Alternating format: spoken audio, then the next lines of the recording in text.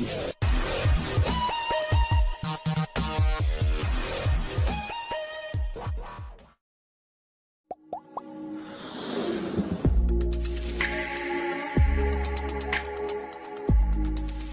halo sobat pembelajar semua.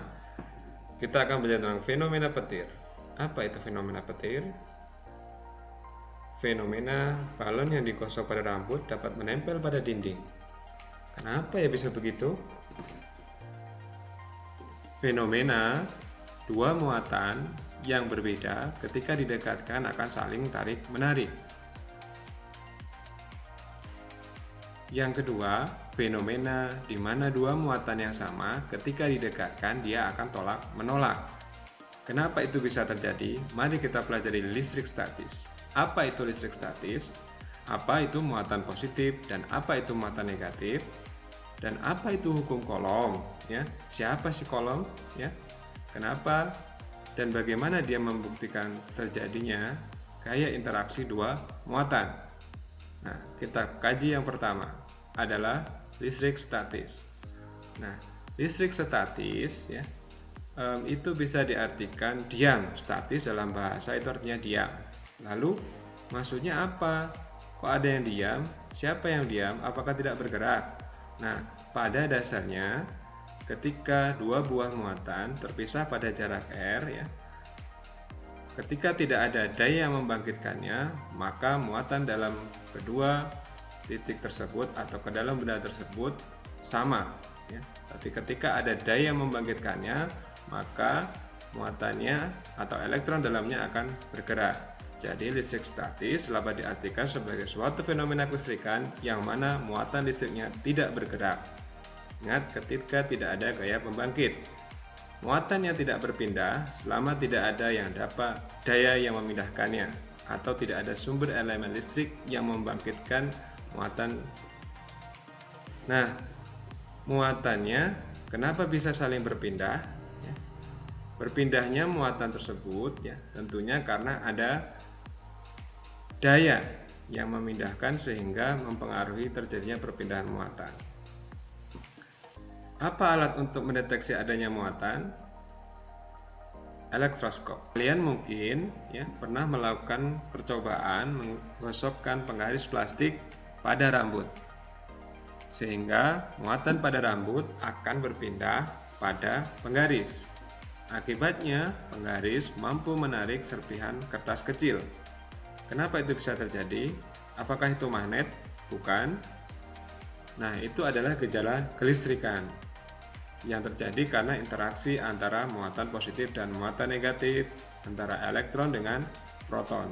Setiap zat pada hakikatnya mengandung atom-atom di mana setiap atom memiliki inti atom yang terdiri dari elektron, proton, dan juga neutron, di mana elektron bergerak mengelilingi inti atom. Muatan positif disebut sebagai proton, negatif sebagai elektron, dan yang netral disebut sebagai neutron. Jika muatannya berbeda, maka muatan positif dan negatif akan saling tarik-menarik. Dan jika kedua muatannya sama, maka keduanya akan tolak-menolak.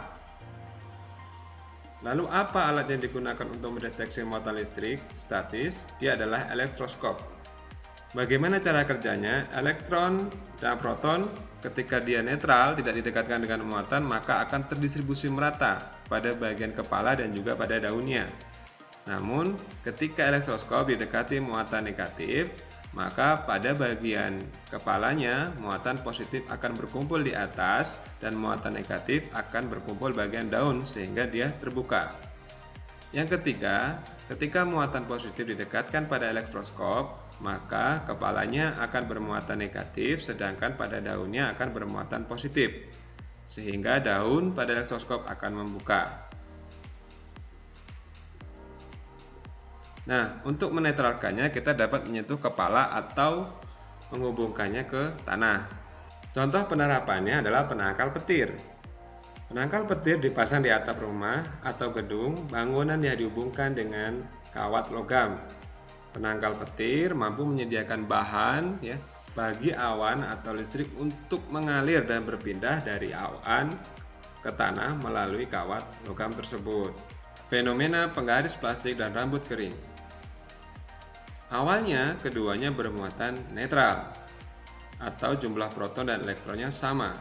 Ketika penggaris dikosongkan pada rambut, maka elektron berpindah pada plastik, sehingga rambut menjadi kekurangan elektron dan penggaris menjadi kelebihan elektron.